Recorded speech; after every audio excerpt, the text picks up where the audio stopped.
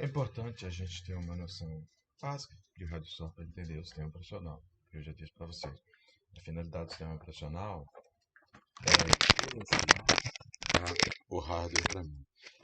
Esta é a finalidade do sistema operacional, gerenciar o hardware. Tá? Então, eu já falei para vocês, né? Porque a hardware é a parte física do sistema operacional, é a parte física do sistema computacional, aquilo que a gente chuta. E o software, o sistema operacional, é aquilo que a gente xinga. Né? E então, os hardwares são todos os componentes do sistema computacional, é a CPU, é a placa, são os periféricos. E o software, nós temos vários tipos de software. Nós temos sistema operacional, nós temos aplicativos, nós temos as ferramentas. Tá? Então, é só para a gente ter uma noção disso para poder se aprofundar mais no sistema operacional. Não sei se você está lembrado, né? Passado a gente falou da máquina de von Neumann, que o von Neumann falou que os computadores iam ter um sistema de entrada, um processamento, um sistema de processamento, onde tinha uma unidade lógica aritmética responsável por fazer toda a operação matemática do computador, uma unidade de controle para controlar todos os periféricos, né? Uma unidade de memória onde seria armazenado os dados que o processador ia trabalhar e a unidade de saída. Né? Então, você pegar um computador hoje, na verdade, é isso que ele tem, né? Você tem uma pessoa que vai gerar informações, com quem que vai gerar informações, entra pela uma unidade de entrada, um teclado, um mouse, um CD, né? Uma nuvem, né? Passa pelo processador, é feito e a resposta é dada pela unidade de saída, né? Que é o elemento receptor de informações. Ok? É importante, né, a gente entender que o que, que acontece com a minha memória, né? A gente também falou do gargalo de von Neumann, na verdade a gente tem dois gargalos no meu sistema computacional, né? Que é o barramento da memória com o processador, né? Porque não adianta o processador ser super rápido, nem a memória ser super rápido se o barramento tiver uma velocidade pequena, né? Essa transmissão dos dados, né, vai se perder performance. Então, a velocidade de trabalho do computador não é definida pela velocidade do processador, mas pela velocidade do barramento entre a memória e o processador. E a gente tem um outro gargalo também, que é a comunicação do computador com o mundo externo, com os periféricos. Né? A gente viu, eu tenho que entrar com os dados para os dados serem processados para me dar uma resposta. Então, essa velocidade também gera um gargalo. Quando eu vou entrar com os dados ou retirar os dados do computador, essa transmissão, né, a velocidade do trabalho do computador está relacionada com a velocidade dos periféricos. É ela que dita essa troca de informações. Tá? Então foi essa filosofia de que essa velocidade ela é baixa é que foi feita a multiprogramação, né? Porque a monoprogramação, o que acontecia? Eu dava um comando só depois que o processo queria ser executado, né? Porque já falei isso, que a gente não executa programas no computador, a gente executa muito mais que programas, a gente executa processos. Programas é a parte estática do processo, que são as linhas de código, né? E o processo tem o contexto de hardware, que é o conjunto de registradores, tem a área de memória, que é onde vai ficar armazenado temporariamente as informações, e o contexto de software, que é o programa especificamente. Então, o processo engloba um programa em execução. Tá? E aí a gente falou que a gente tem a memória, que a memória RAM ela é super veloz, né? Porém, o custo dela é um pouco elevado, né? E aí e ela é volátil, ou seja, faltou energia, a gente perde conteúdo. Então a gente tem que fazer uma hierarquização de memória, né, para poder ter uma memória não volátil. Então a primeira filosofia foi essa: então eu tinha memória de trabalho, desligava o computador, você perdia o conteúdo. Aí o pessoal desenvolveu a unidade de disco, desenvolveu fitas, né, que são as unidades secundárias, as memórias secundárias, onde eu consigo armazenar um armazenamento perene dos meus dados. Então, todos os dados que são manipulados, se faz necessário a utilização dele, a guarda dele definitiva, eu tenho que usar a memória de massa. É uma fita, um disco, um pendrive, tá? Só que a velocidade de trabalho deles é menor. Aí o que acontece? Como a velocidade de trabalho entre o processador e a memória RAM é que dita a velocidade de trabalho do computador, então o que que o pessoal fez? Vamos construir uma memória cache, tá? Com uma velocidade muito maior do que a memória RAM, porém a capacidade de processamento é baixa. Aliás, essa é a filosofia. Além do custo, tem essa filosofia. Quanto menor a memória, mais rápido é o seu acesso. Por quê?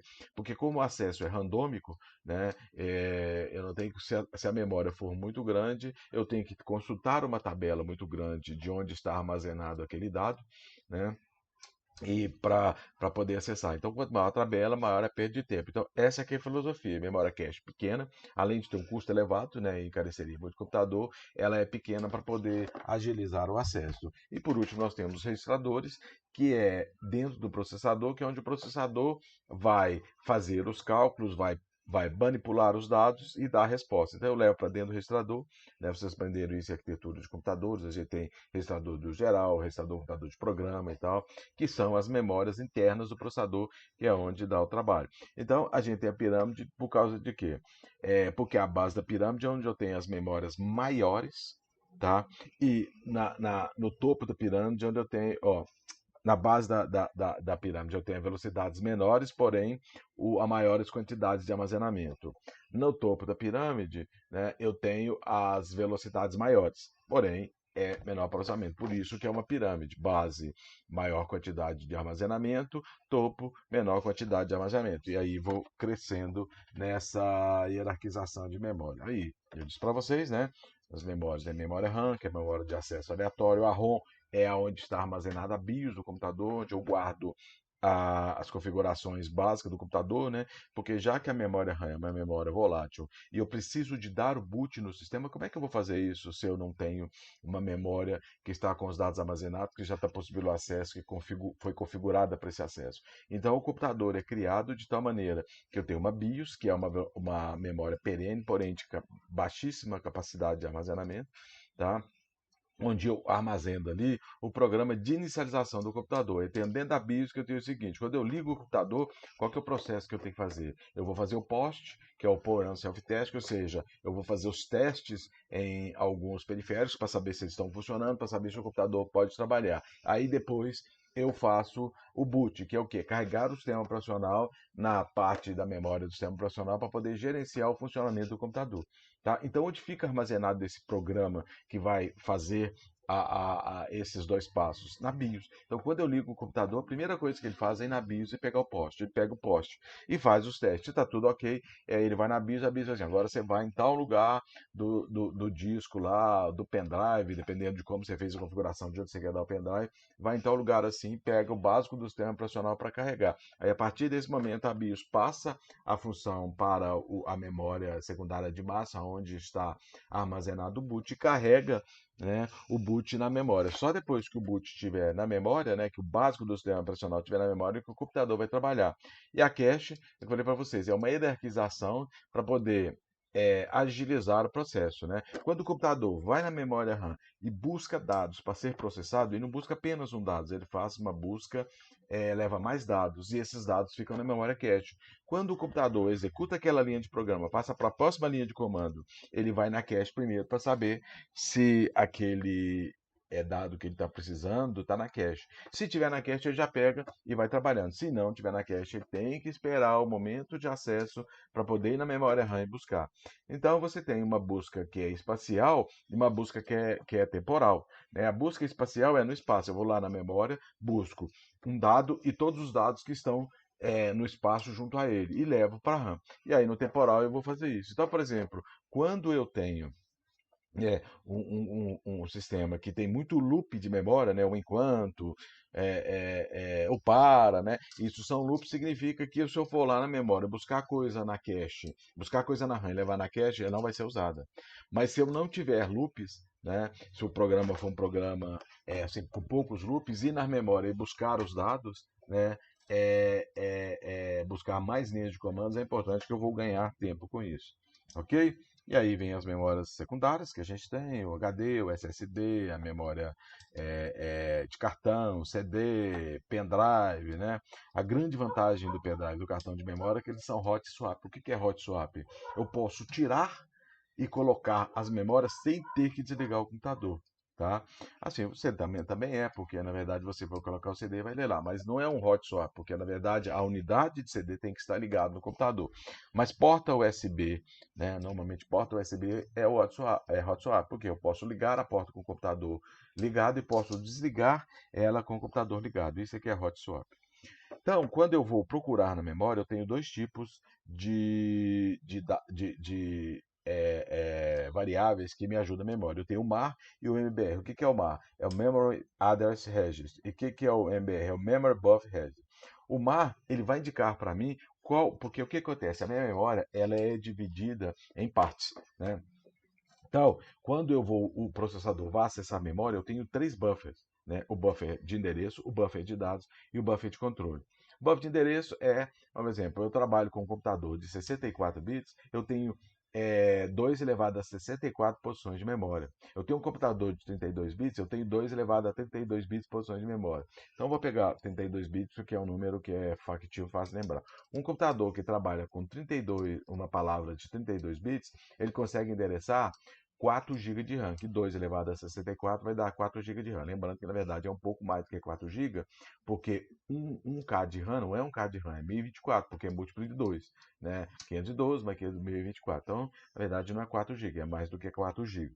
Tá? Então, e como é que é feito isso? Eu vou começando os 64 bits zeros até os 64 bits tudo 1 e eu vou mudando isso aí. Então, eu tenho 2 elevado a 64 posições de memória. Então, quando eu vou digitar endereço, eu tenho que falar qual é o endereço da memória que está dentro dessa faixa de endereçamento. Aí ele vai dizer para mim, o endereço é esse aqui. Você vai lá e vai buscar, ele vai no dado, tá? Aí eu tenho que falar para ele, olha, você vai ler ou você vai escrever. Né? Então eu busco o dado, levo para o MBR, que é um registrador do buffer de memória, e ele fica lá e ela é manipulado para depois ser gravado na memória novamente, tá?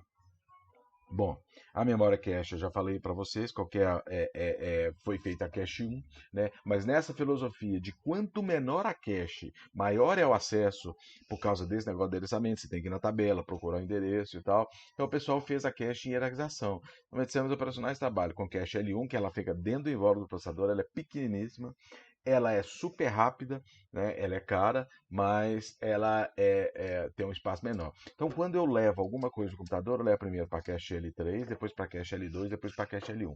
A cache L1 ela é a menor delas. A cache L2 é maior, está dentro do invólucro do processador, porém ela tem uma capacidade maior, por isso tem uma velocidade de acesso menor. E por último tem a cache L3. Ela está dentro do processador, mas não está dentro do processador, não está junto ao processador, ela está fora do núcleo do processador. Ela está no mesmo invólucro do chip, mas está fora do núcleo do processador. Ela tem uma capacidade maior, por conseguinte, ela tem uma velocidade de acesso menor. Ok? Bom, os barramentos, né? Para vocês, você tem o computador, você tem o processador sozinho não faz nada, ele precisa de memória RAM, então eu preciso de barramentos. Ele tem contato com o mundo externo, eu preciso de barramentos para fazer contato do processador com o mundo externo, com os periféricos de entrada, com os periféricos de saída, com a memória. Então nós temos basicamente dois tipos de barramento, que é o barramento de memória e o barramento de periféricos. E aí a gente vai dividindo o barramento. Qual que é a capacidade? O processamento de memória tem que ser pequeno, né, porque a memória está dentro do computador exatamente por isso, para evitar ruídos, para evitar interferência. Tá? Então ele possui uma velocidade menor, mas tem que estar uma velocidade maior, né, de acesso, porém ele tem que estar dentro do processador, então o custo dele é um pouco maior. E os processadores de entrada e saída, eles já têm longa duração, como eles têm longa duração, por causa do ruído, eles não permitem alta velocidade de acesso, a velocidade é menor. Tá? Bom, quais os tipos de barramento? A gente tem máquinas com barramento único. O que é o barramento? Foi as primeiras máquinas que surgiram. Você tem o mesmo barramento que interliga com a memória e interliga com os periféricos. Só que aí o barramento tinha que ser curto, os periféricos eram poucos, então não teria problema. Aí o pessoal desenvolveu um sistema, passou para um sistema de barramento. Aí você tem dois barramentos. Tá? O barramento de memória, que é exclusivamente de acesso processador-memória, e o barramento de acesso aos periféricos. Pode ser via CPU, a CPU tem que controlar, ou pode ser para memória. Então, se eu posso pegar um dado, mandar direto para o processador, eu posso fazer dados. Aí a grande vantagem disso é que ele pode ser maior, porém ele possui uma velocidade menor de acesso, mas ele pode ser maior e pode se trocar dados direto da memória com o processador. Com o periférico, sem passar pelo processador. Então ele viu o processador, aí que veio o DMA. que é o Direct Memory Access, ou seja, acesso direto à memória. O processador entra, você tem que ter um chip separado para poder fazer isso, e você vai falar para o chip, olha, você vai pegar isso que está na memória e levar direto para o periférico tal, impressora, pendrive e tal, e o processador vai fazer outras coisas. O processador só entra no controle. Quando entra, quando dá algum erro, ou quando termina o sistema. E aí nós temos você pode ter uma máquina com 3 barramentos ou mais. Porque aí o que que eu vou fazer? Eu vou dividir periféricos. Né? Então, por exemplo, eu posso ter um processador com memória cache e uma ponte para PCI. Aí dentro dessa PCI e aí eu tenho um barramento antigo, que era ISA, que não existe mais. Então o que que eu vou fazer? Eu não vou construir isso no computador, a utilização disso é muito pequena. Então o que eu vou fazer? Eu vou fazer um adaptador dentro do PCI para ISA. Né? E aí eu vou colocar um barramento ISA e ligar todos os periféricos ISA. Dentro eu tenho outro barramento FireWire, por exemplo. Então eu posso fazer FireWire primeiro, depois PCI, depois ISA. Aí eu vou construindo barramento. Normalmente hoje a gente só tem o barramento PCI e o barramento USB. A gente só usa PCI mais para servidores, né? Mas hoje em computador desktop a gente usa praticamente tudo USB, que é mais fácil, é hot swap, mais fácil de carregar, muito mais tranquilo. E aí, o que eu disse para vocês? Eu tenho um computador em que o processador é único. Né? Então, para o cara que está de fora, para o cara que é leigo, que não conhece computador, para ele é como se tivesse vários processadores dentro da máquina. Porém, a gente trabalha com tempo compartilhado, tá, Michele? Eu dou um tempo para cada processo, né? E para quem está do lado de fora é como se eu tivesse vários processadores executando os vários processos, né? Mas dentro dele eu só tenho um. Tá? E aí, pessoal, para otimizar isso, o que, que eles fizeram? Desenvolveram um sistema chamado de pipeline. Tá? É um sistema mais de baixo nível, mais ligado ao hardware. O que, que o sistema de pipeline faz? Eu disse para vocês, quando eu vou desenvolver um programa, né, que eu vou enxergar a máquina lá, eu tenho vários usuários. O usuário final, ele só enxerga o aplicativo dele, ele não quer saber quem é o sistema operacional, qual é o tipo de máquina que ele tem. Já o programador, ele tem que saber qual o sistema operacional para saber qual é o aplicativo que ele vai desenvolver. E o desenvolvedor do sistema operacional, ele precisa saber qual a máquina que ele vai ter. Né? Por quê? Porque ele precisa saber quais os microcódigos que tem no computador para saber o que o sistema operacional vai poder fazer e vai ter que gerenciar. Ok? Então é baseado nessa visão do desenvolvedor do sistema operacional que eu desenvolvo o pipeline. Já que eu tenho trabalhar com microcódigos, o que, que eu posso fazer? Eu posso pegar os vários microcódigos que eu tenho e dividir por partes. E eu posso fazer com que um programa, um aplicativo, um processo, né, ele acessa uma parte do microcódigo e libera a parte do microcódigo para outra acessar. O que eu não posso ter é dois processos acessando o mesmo microcódigo, isso é proibido. Não tem jeito, porque fisicamente não existe isso. Né, o computador. Então, a pipeline é como se, por exemplo, eu tivesse uma lavanderia onde eu tivesse uma máquina para lavar, uma máquina para enxaguar e uma máquina para secar a roupa. Né? Então, o que, que eu faço? Chegou alguém lá, pegou a roupa, botou na máquina de lavar. Depois ele bota na máquina de enxugar, depois ele bota na máquina de secar e tira a roupa, tá pronto. Se eu não tiver o pipeline, o que, que o cara faz? Ele chega lá e vai fazer esses 3 processos, só depois que ele acabar o último processo que outra pessoa pode entrar. Vamos supor que é um ambiente pequeno e que só cabe uma pessoa lá dentro. Tá? Aí como é que eu faço para otimizar, para ganhar dinheiro, para o sistema ser mais rápido, para as pessoas não ficarem esperando? Né? Eu pego, amplio o ambiente e faz o seguinte: chegou um cara lá, ele vai usar a máquina de lavar. Enquanto aquele cara estiver usando a máquina de lavar, ninguém mais pode usar. Mas quando aquele cara acabar de usar a máquina de lavar e pegar a roupa dele e levar para a máquina de enxaguar, outra pessoa pode chegar e botar a roupa dele na máquina de lavar.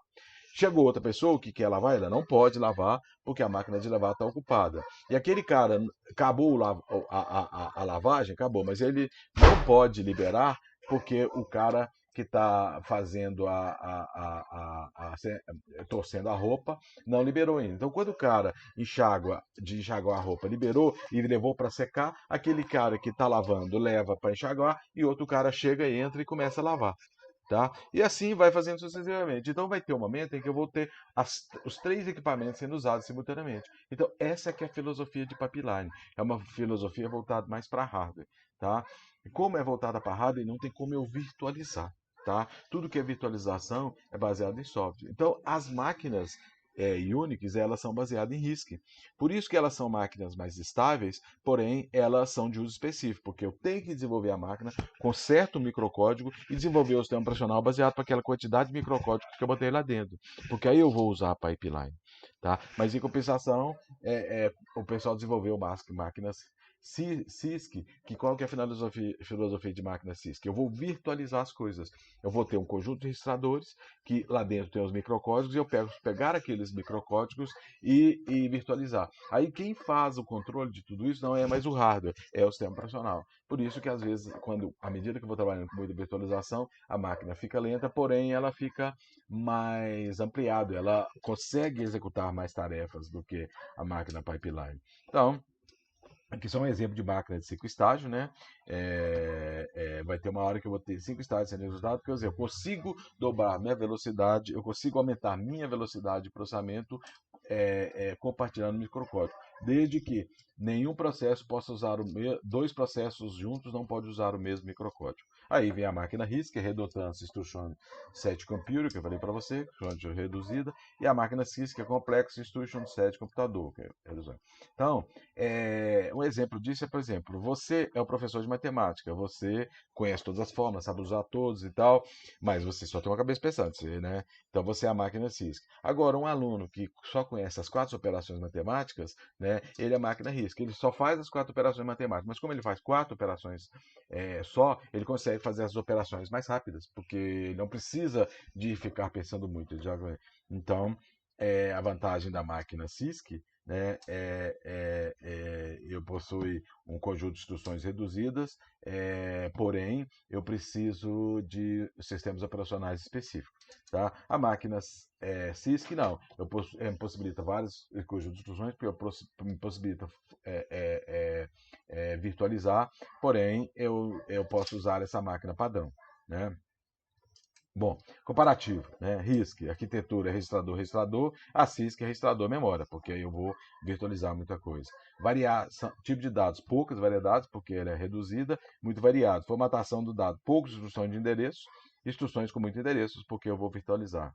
Modo de endereçamento, pouca variedade, muita variedade. Estágio de pipeline, de 4 a 10, de 20 a 30, porque aí eu vou virtualizar muita coisa. Né? Acesso aos dados registradores e acesso aos dados via memória. Qual que é a grande vantagem da RISC? Velocidade e estabilidade. Por quê? Tem pouca coisa. Qual que é a vantagem da RISC? Versatilidade. Né? Qual que é a vantagem da CISC? Desculpe, versatilidade.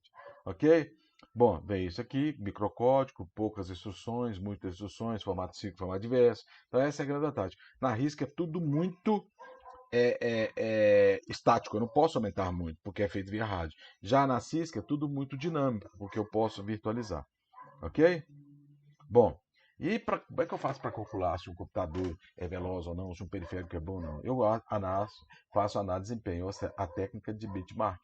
Ok? Então, como é que é esse análise de desempenho do computador? O número de ciclos de execução para um programa pela frequência de clock. Quanto maior é a frequência de clock, para mesmo número de ciclos, mais veloz é o computador. Ou quanto maior o número de ciclos de execução para a mesma frequência de clock, maior é o desempenho. Então, na verdade, não basta eu apenas aumentar a frequência de clock que eu consigo aumentar, que só aumentar a frequência de clock eu consigo, só aumentando a frequência de clock, desculpa, que eu aumento a velocidade. Não, eu posso aumentar o número de ciclos por segundo. Então, o que acontece?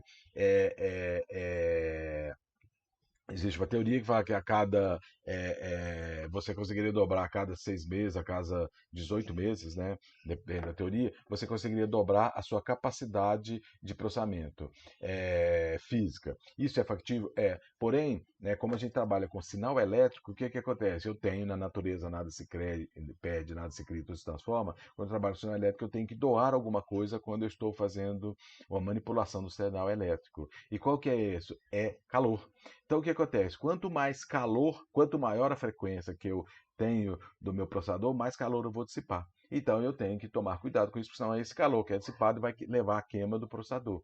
Então, chegou num estágio tal em que, se eu aumentar a capacidade de processamento, eu tenho tecnologia para isso, consigo aumentar a velocidade de processamento. Porém, a velocidade, o sistema de resfriamento fica caríssimo. Então, hoje o sistema de resfriamento está mais caro do que o sistema de processamento. Então, inviabilizou o aumento do processador. Então, desde 2010, 2011, mais 2013, que o processador não tem aumentos expressivos. Porém, a gente melhorou outras técnicas. Ele fez, passou a trabalhar com palavras de 64 bits, ou seja, eu vou aumentar o número de ciclos por segundo. Começou a trabalhar com vários núcleos. Então, hoje o que a gente está tendo é construir vários núcleos, porque eu vou aumentar o número de ciclos de clock para execução dos processos. Então, eu consigo aumentar a minha velocidade.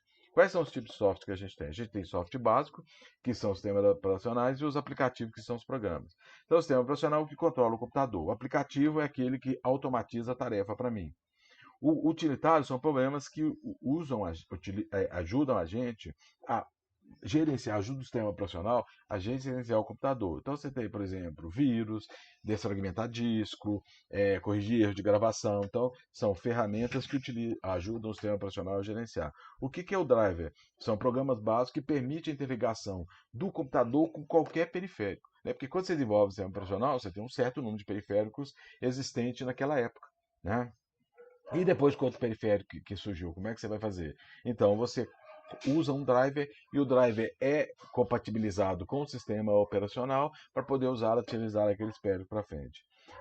E o que é o firmware? O firmware, na verdade, não é um software, né? Ele é um programa que está dentro da BIOS que ajuda a gente com algumas aplicações. Por exemplo, todo sistema embarcado trabalha com firmware.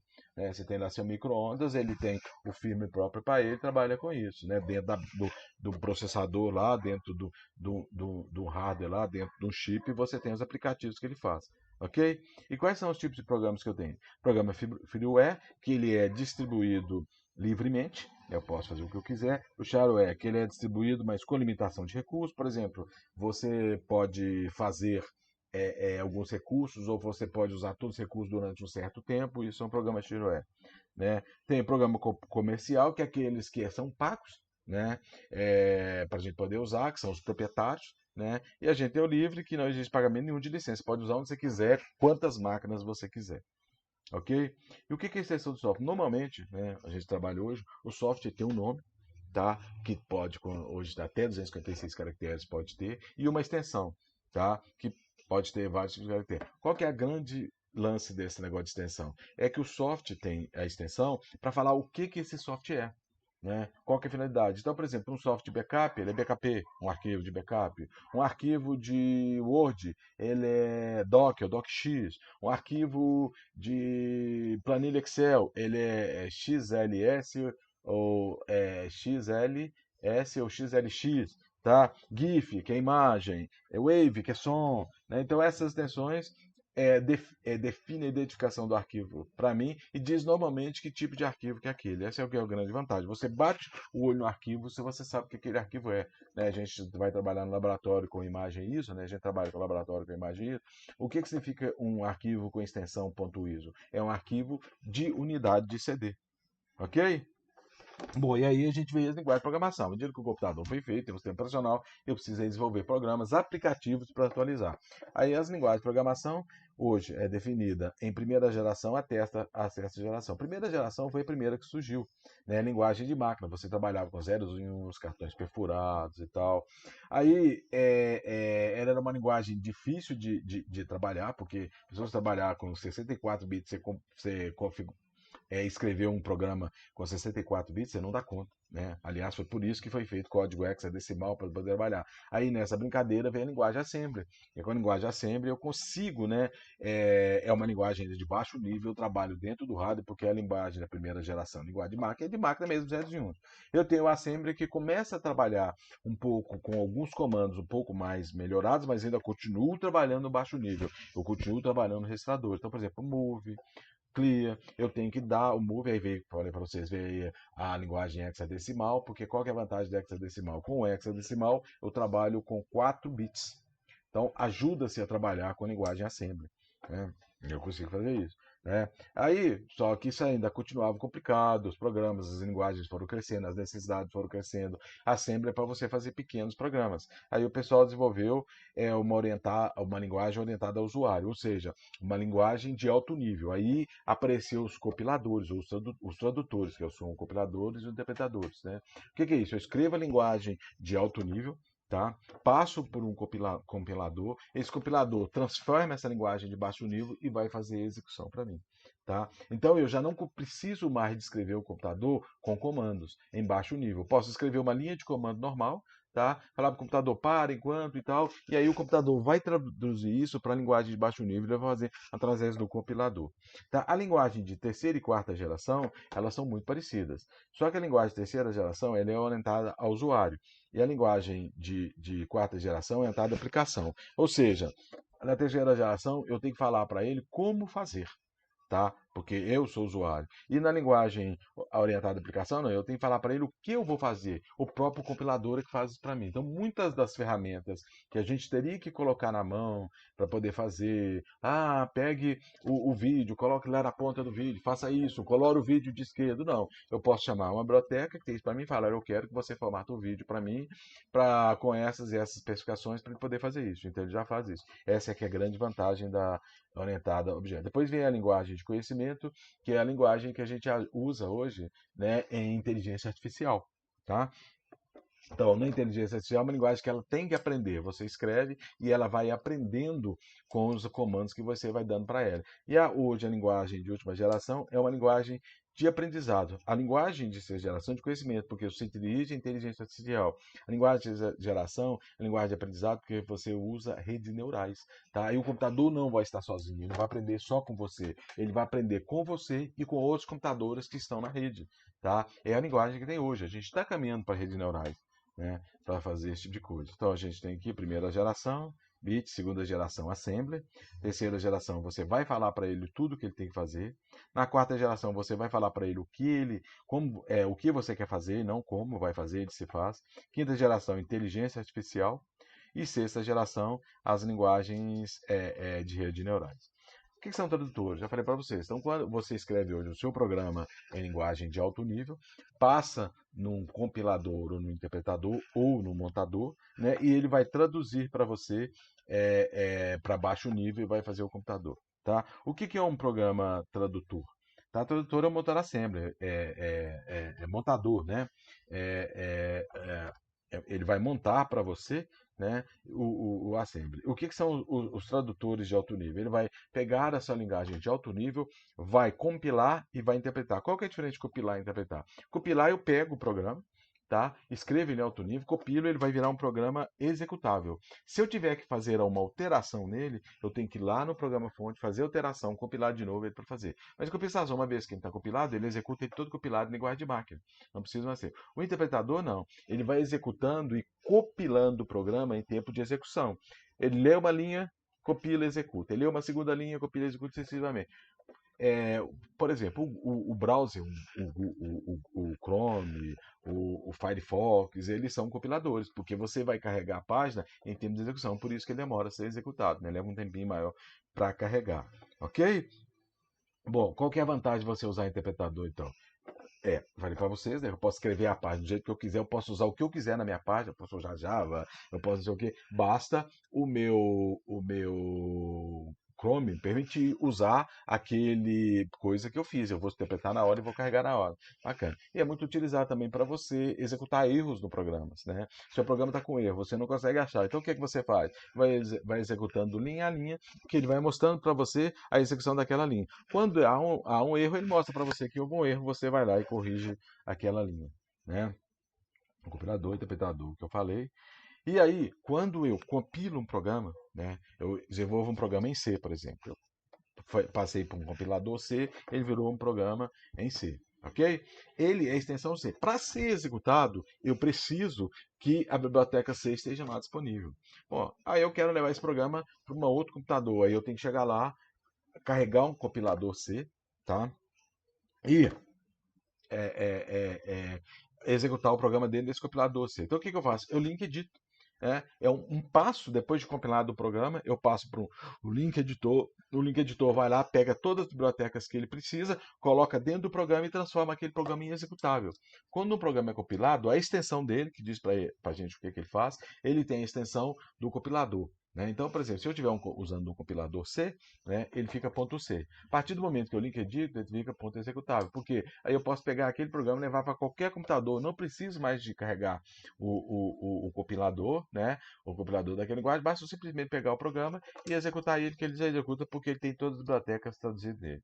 Só uma observação. Tá? A linguagem C e a linguagem C++, a C é orientada, a linguagem C++ é orientada a objeto, né, e a linguagem C, a linguagem estruturada, são a linguagem que os sistemas operacionais desenvolvidos. Por quê? Porque é a linguagem estruturadas, orientadas a objeto mais aberta que tem. Me permite criar bibliotecas do jeito que eu quiser e não preciso, né, mudar na estrutura da linguagem. Então, por isso que os sistemas operacionais são desenvolvidos em C e C++. Para você ter ideia, um programa hoje tem 64 bilhões de linhas de código de linguagem C. Mais do que isso, né?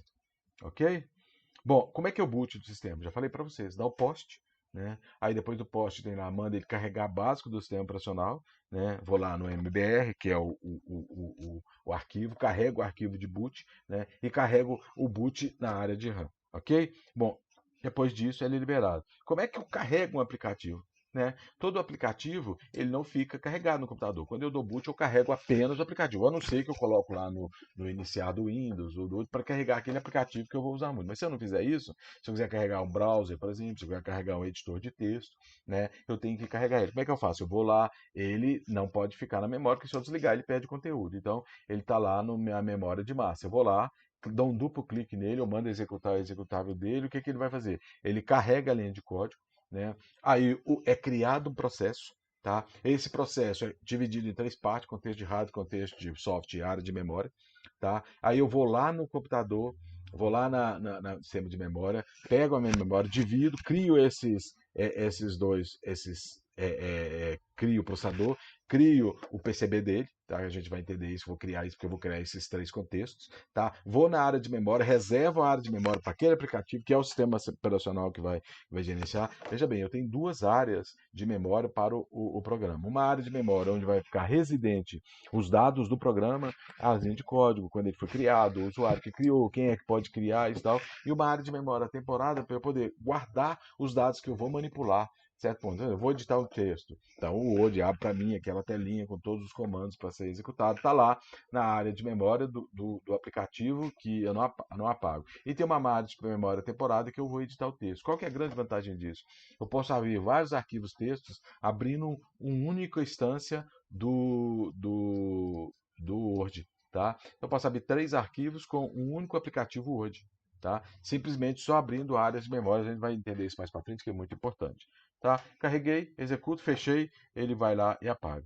O que é o depurador? Né? Já falei para vocês, a gente pode estar com erro, eu posso passar por um depurador, eu posso executar um interpretador. O depurador ele vai executar o programa dentro do compilador que você definiu. Eu pego um depurador C. Ele sabe como é que é a estrutura do programa, como é que tem que fazer. Então ele vai te ajudar a depurar para saber se tem algum erro ou não, se mostrar algum erro para você corrigir. Tá?